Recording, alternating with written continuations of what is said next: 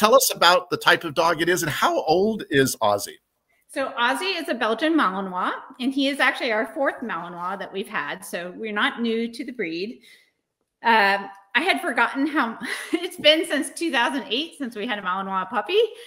I knew, but I forgot how exhausting they can be. So he is really fun to train, and he shows really well on camera, but he has a lot of energy. And he is 5 months old right now. So he's going through that teething, and kind of starting into his adolescence, right, which is a fun time.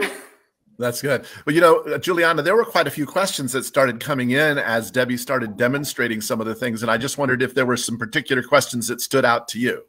Yeah, a lot of great questions. So Deborah is wondering, why are you feeding the treats by dropping them away from the object?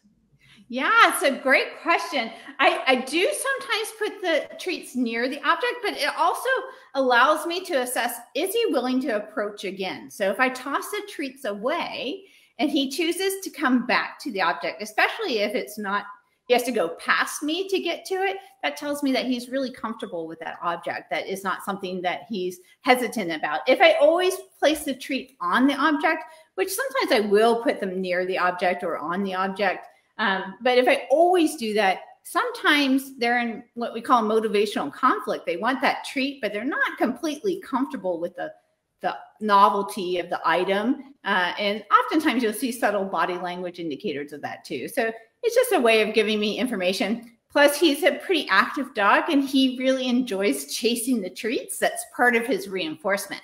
Not only does he get to eat something, he gets to run after it and catch it and then consume it.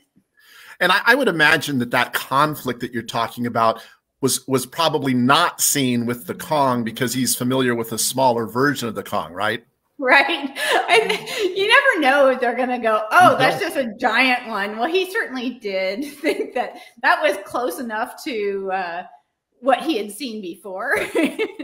But isn't it true, though, that sometimes people make the mistake of going, oh, it's just a giant version, he'll be fine with it, and sometimes they're not. Exactly. So dogs don't always generalize things very well.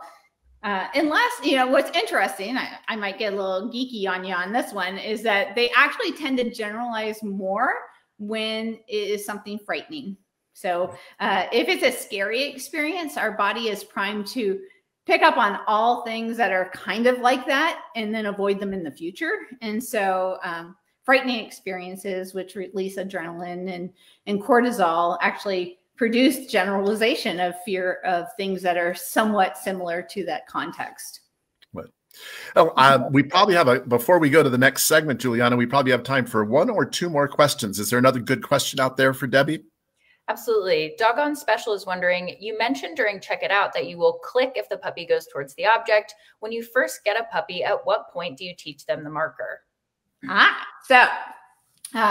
Yes, I will sometimes, like if they already know the Check It Out cue, I'm usually using a clicker by then. But young puppies, it depends on the puppy. Like I need to make sure that they're taking food and that they're interested in it and that we're getting some behaviors offered that are going to be clickable moments or trainable moments.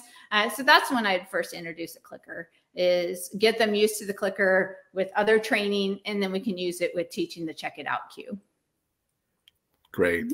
How about, I think we can take one more question before we move to the next segment, Juliana. All right. I believe this is Stephen. Let me grab his question.